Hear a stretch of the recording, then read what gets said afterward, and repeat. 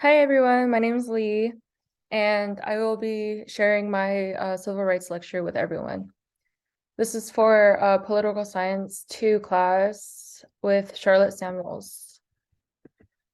So, what are civil rights? Civil rights are the rights that guarantee individuals freedom from discrimination. How is it different from civil liberties? Civil liberties are the freedoms guaranteed in the civil or in the Bill of Rights, such as freedom of speech, religious expression, and due process.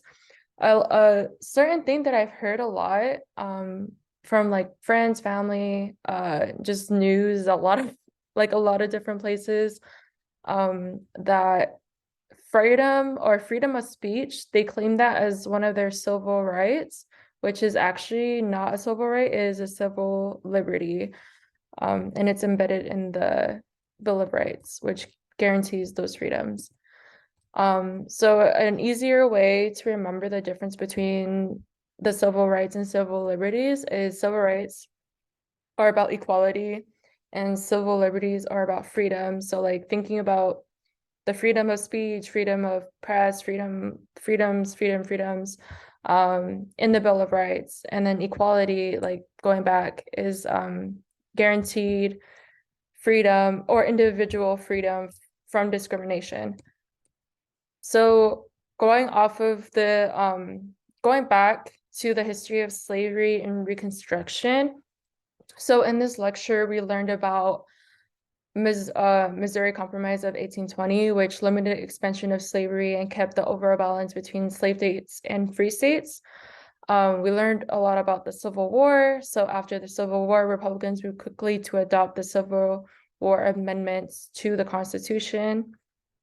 And they also initiated Black Codes, also known as the Jim Crow laws.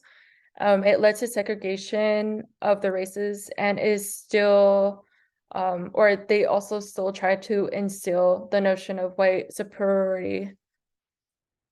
And then post-Reconstruction or after the Civil War, slow progress into the Reconstruction. Some barriers that were created for voting were poll taxes, but were later abolished shortly after they were created. Literary test was also created, and it wasn't fair, it wasn't neutral, and kept African Americans from voting. Another one was the grandfather clause. So like, let's say you're a minority and your grandfather was allowed to vote, then you had that grandfather clause, but it only let the people vote if their grandpas were able to. Also going back to the Jim Crow laws or Black Code, it was a part of the Black Codes. Instituted separate facilities such as schools, drinking fountains, bathrooms, etc. And another case that is very notorious for, let me go back, is Plessy versus Ferguson, which Plessy was only an eighth African American, and he was still denied to sit on a train with white passengers. And he's also sued the company because it violates the equal protection of the 14th Amendment. Important individuals that helped and like boost or really notorious, like really made, I should rephrase that, that really made their footprint in the civil rights movement was Rosa Parks. She is famous from the not incident, but like she refused to give up her seat to a white man in Montgomery, Alabama. Also inspired the Montgomery bus boycott. She's a really big not really political, but really big civil rights movement activist. And also Martin Luther King too. He is the author of their Just I Have a Dream speech, and he focused on nonviolence and civil disobedience. But he was he was mostly him and Rosa Parks were really big civil rights activists. Unfortunately, Martin Luther King, I think Rosa Parks lived a very long life, and Martin Luther King was assassinated. So that was very tragic. groups that fought for civil rights. The NAACP is one of the old civil rights organizations. They use the strategy of litigation, and the most famous case that they had brought to the Supreme Court was Brown versus Education. Southern Christian Leadership Conference. This conference was led by Martin Luther King, basing off the same principles that he had of nonviolence and civil disobedience. And then there was also the SNCC, which is the Student Nonviolent Coordinating Committee. They were activists that led sit-ins, boycotts at segregated diners and restaurants. The de jure and de facto discrimination. What does it mean? Like, what does these two mean? De jure means law and de facto means reality.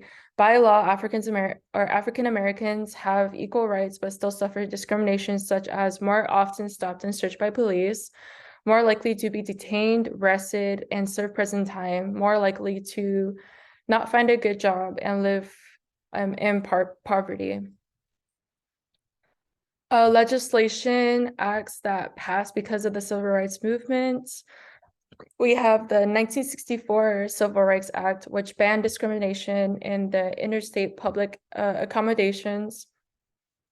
And we also have the 1965 Voting Acts or Rights Act, which outlawed literacy tests, which are the tests that what was it? It was, let me see. Yeah, it kept a lot of African Americans from voting. And let me go back. And the other practices and the barriers for the voting rights and stuff designed to prevent Black suffrage. Types of judicial scrutiny. Strict scrutiny was the harshest form of this kind of for the government to discriminate. The government allows the government to discriminate only if they have a compelling state of interest and if the government is using a law that is narrowly tailored.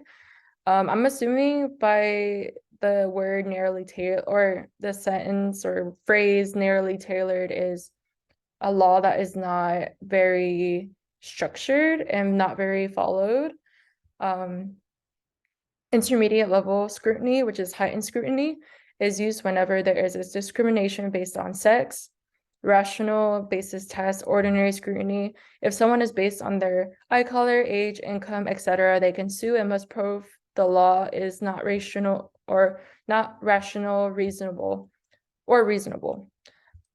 which is hard to do, like to support that is not like the rationality and if it's reasonable or not.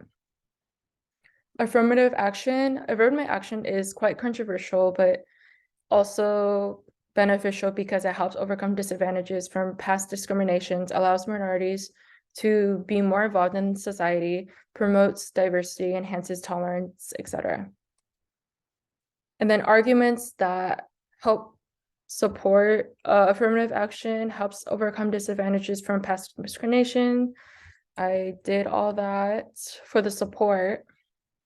Arguments that are against affirmative action, people should be treated individually, reverse racism, increases racial tension, and benefits those within each preferred group who are already advantaged.